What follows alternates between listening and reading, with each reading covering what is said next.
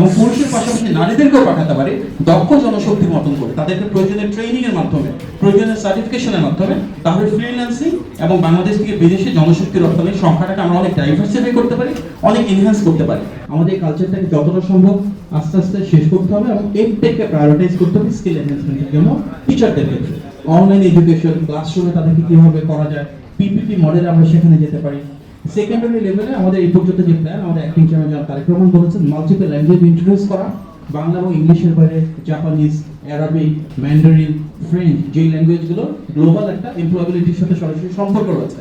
পাশাপাশি স্পোর্টসটাকে ম্যান্ডেটরি করা, football, cricket সহ যেগুলো আছে আউটডোর এবং ইনডোর স্পোর্টস আমরা আমাদের এডুকেশন সিস্টেমে ম্যান্ডেটরি করবো সেকেন্ডারি লেভেল থেকে। একটা নতুন কোর্স আমরা ইন্ট্রোডিউস করতে চাই যেখানে শুধু পাস এন্ড ফেল থাকবে, কোনো গ্রেডিং থাকবে না, learning with happiness.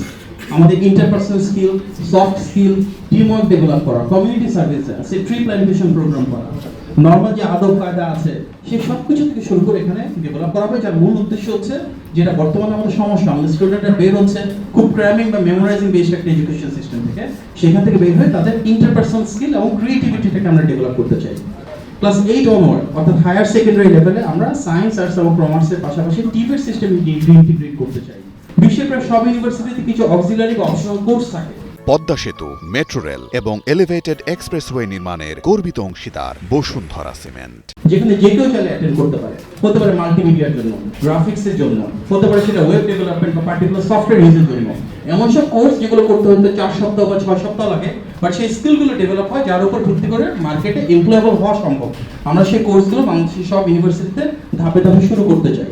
Shared work place তৈরি করা, ভালো যদি আইডিয়া থাকে কমার্শিয়ালাইজ করার জন্য সিড ফান্ডিং দেয়া, এবং আমাদের বিদেশে যারা এক্সপার্টরাইট রয়েছেন, বড় বড় ইউনিভার্সিটিতে ফ্যাকাল্টি আছেন, রিসার্চার আছেন, ওনাদেরকে বছরে একবার আমরা সামাইজ করে নিয়ে আসতে পারি। এক্সপার্টরাইট কমিউনিটি যে নলেজ ট্রান্সফার সেটা বাংলাদেশে কার্যকর করতে পারি। সো ইন জেনারেল আমরা যদি সামারাইজ করি 5টা সেক্টরে আমরা এমপ্লয়মেন্ট নিয়ে কাজ করতে পারি। অবশ্যই পাবলিক সেক্টরে, প্রাইভেট সেক্টরে এন্টারপ্রেনারশিপ তৈরি করা, micro, small and medium enterprise যেন আমাদের স্টুডেন্টরা নিজেরা করতে পারে, প্রচুরভাবে ফ্রিল্যান্সিং শুরু করা। বাংলাদেশের মতন দেশে মাত্র 10 লাখের মতন ফ্রিল্যান্সার।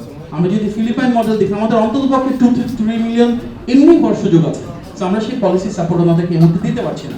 এর পাশাপাশি বাইরে যে যায় বাংলাদেশ থেকে বিদেশে জনশক্তি রপ্তানি, প্রতি বছর রাফলি 10 লাখ যাচ্ছে, তার 60% প্লাস শুধু সৌদি আরবে, যারা যাচ্ছে তার 90% প্লাস শুধু মেন। আমরা যদি সৌদি আরবের পাশাপাশি অন্যান্য মার্কেটে ডাইভার্সিফাই করতে পারি এবং পুরুষের পাশাপাশি নারীদেরকেও পাঠাতে পারি দক্ষ জনশক্তির মতন করে, তাদেরকে প্রয়োজনীয় ট্রেনিং এর মাধ্যমে, প্রয়োজনীয় সার্টিফিকেশনের মাধ্যমে, তাহলে ফ্রিল্যান্সিং এবং বাংলাদেশ থেকে বিদেশে জনশক্তি রপ্তানির সংখ্যাটাকে আমরা অনেক ডাইভার্সিফাই করতে পারি, অনেক এনহ্যান্স করতে পারি।